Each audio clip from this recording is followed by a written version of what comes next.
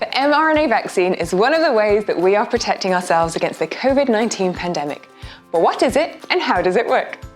Many vaccines are made by growing a virus in a chicken egg and then injecting inactivated parts of it into us to help our immune system to recognize and learn to fight it. We know that the SARS-CoV-2 virus infects us by attaching to our cells using a spike protein. Scientists have discovered the recipe to make this spike protein and they've written it on an mRNA molecule. Now the M stands for messenger and RNA stands for ribonucleic acid, where ribose is a sugar.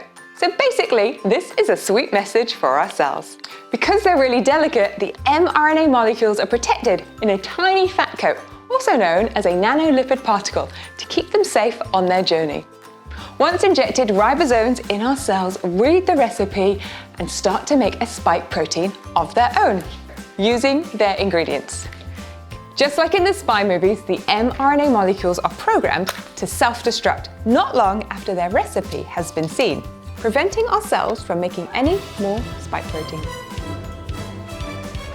Our immune system can now take its time learning how to detect and how to attack this new harmless spike protein. Hi-ya!